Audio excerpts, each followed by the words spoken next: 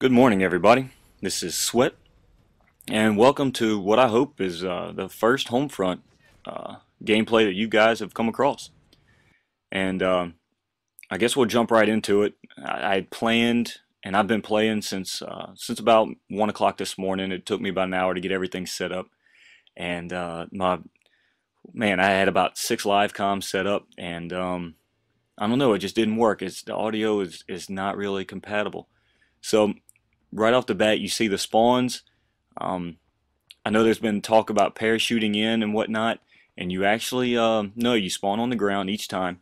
But what you will notice is as you get that bird's eye view, you'll see where the enemy is around you and in relation to the map. So by this time, Brickthrower and I have got quite a bit of game time in. He's doing a lot better than I am to this point, and you can see by the ranking. There, but again, you have customizable classes, so you can customize your classes as far as perks, attachments to your weapon, different weapons you use. It's not just default classes. Now you start off with default classes, and it goes by ranking up. The same way you get battle points instead of XP. I'm going to make a lot of Call of Duty references as far as ranking up and everything goes, guys. But don't compare this to Call of Duty. It's not Call of Duty. You're not going to get a Call of Duty shooter from this. It's Medal of Honor, it's Battlefield, but I don't think it compares to Call of Duty really at all. Again, man, where to start? What I found successful so far, the most successful, and real quick, we're gonna watch the spawn here. That's the sort of kill cam. But you pick your class and you see the spawn right here. You kind of see where everyone else is in the map. I'm gonna start clockwise. The air support that you see there, there's drones and they mark you, and you become a red diamond, similar to if you were in a chopper gunner, and you see a red diamond on the ground in Call of Duty. And what that does is it marks you for the rest of your teammates. Again, it marks you for the rest of your teammates, but allows you to know that you've been marked, and it'll show in the top left-hand corner of the screen. The maps, and I'm sorry I'm going to trail off and give you a bunch of different points and not quite stay focused because everything. The maps are enormous. They really are. And you get 3 different game types to start off with. You get a domination-based game with 36 players, a team deathmatch-based game with 24 players, and a skirmish, which is kind of like a mosh pit. It goes between the two, and you do those with 12 players. So we've played nothing but team deathmatch so far. We just picked right in the middle. And with 2 of us, it probably would be better if we did skirmish, because you'll see at the end of this game, we didn't lose because of lack of effort on our part. And this is one of our better games. At least it's one of my better games. And it may not look it in the beginning.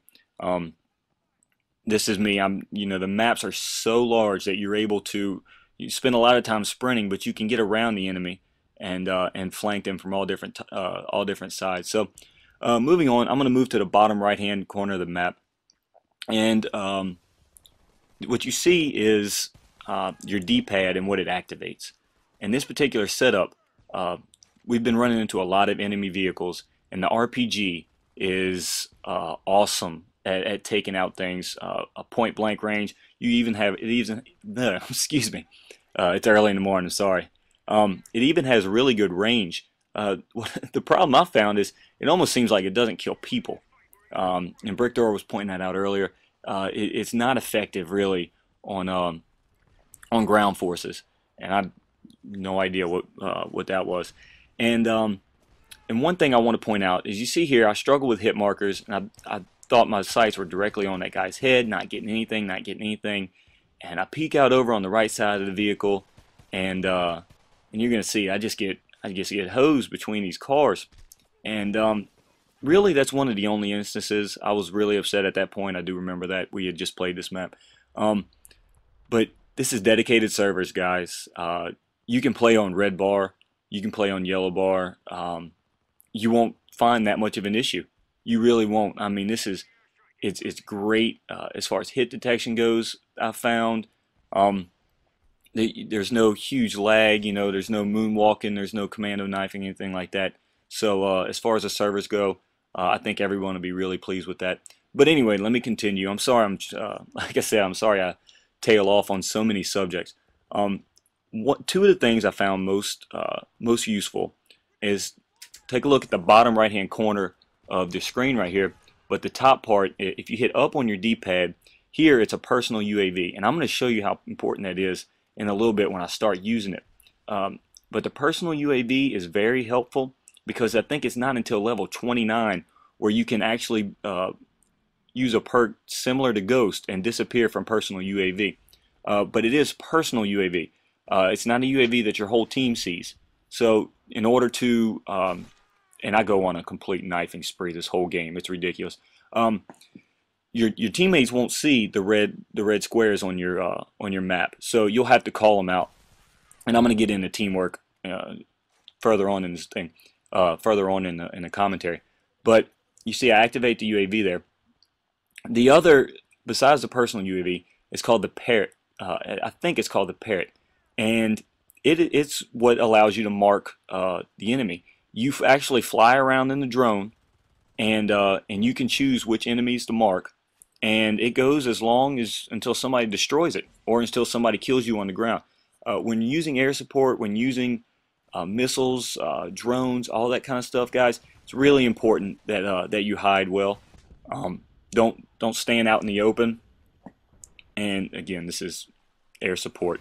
Those little reconnaissance helicopters can be deadly if nobody takes the time to turn them to shoot them down. And you can see here's the spawns I was talking about. I was able to see that there's this guy right in front of me because of that aerial view. So the spawns do seem team oriented. You don't really seem to spawn by yourself in any way, shape, or form. You always seem to spawn by the majority of your team. And I don't know if it's because the game is just coming out, or this is just how it's going to play out. But it always seems like everyone's so bunched together. And here's a prime example here. I've got my personal UAV, and I see them all on top of this White Castle. And you really got to pay attention to UAV this early in the game. There are silencers and such, so you got to notice that guys are disappearing on the map, because what you're about to see here, I just go on a little tear here, and it's not pretty at all. I mean, I miss a couple times, and yeah, clean out this whole building top, and nobody even notices. And which is another point, brings me to another point I really need to discuss. There's no tactical button layout in this game, and it's really unfortunate. I find myself flailing in the air, trying to knife or trying to drop shot and knifing, and it gets me in trouble. To be honest with you, it's gotten me killed on more than one occasion. So it's something that you really need to be aware of, guys.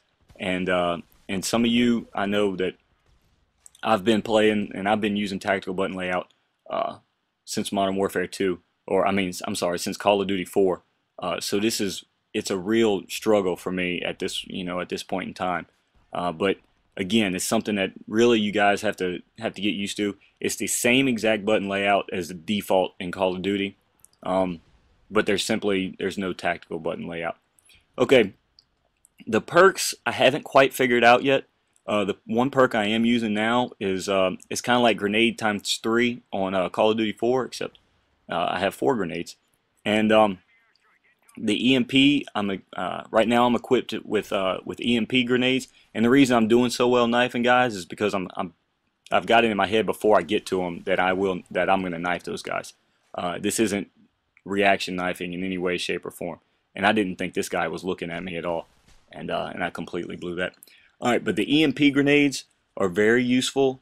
Right when you start off the game, you'll notice a lot of Humvees and armored cars and these little drones with machine guns on them, and they're cute little things until they start shooting at you, and then they're a pain in the ass. The drones you can destroy with automatic weapons fire. The others, they need RPG shots or several RPG shots. The drones can also be destroyed with one RPG shot. But the EMP grenades, what Brickthrower and I figured out was the EMP grenades actually immobilize the vehicle for a short period of time, allowing you to get those grenades in or the RPGs in or whatnot, and destroy them that way. So that's the equipment that you're using. We have found that you run out of ammo really quickly. I get some kind of high kill streaks because of the fact that I do a lot of knifing. So it's not like I run out of ammo, particularly in this instance. But man, this game is coming to an end really quickly. Some of the other things I wanted to point out: we haven't had any like big time Apaches or anything like that. But the few times we had, it takes several proximity rockets, like 4, 5, 6 proximity rockets. So you really need 2 or 3 guys playing together as a team and really focusing on anti-aircraft support and anti-ground support, guys. Those proximity rockets, if you get a couple guys firing at them, you can take air support out. If you leave air support up there, it stays up until you destroy it. So it's important to get to it as quickly as possible. So again, the proximity rockets are the best bet that we found, to this point. Game's coming to an end really quickly. I will say this: you got to find a team to play this game. It's really frustrating, and you'll see the scores at the very end. There's no communication. There's no mics. It's a huge battlefield. And if you're not calling out, just like I said, there's no UAV for everybody. So if you're not giving call outs, your teammates aren't gonna be able to see it. So look forward to hopefully some live comms later if we get that figured out, and definitely some more commentary if not. Hope you guys enjoyed this review. Let me know what you want to see, and you see there we just lost by 1 point, and you get a look at Brickthrower and I's score. It wasn't for lack of effort. Y'all have a great morning, guys. I hope you enjoy this.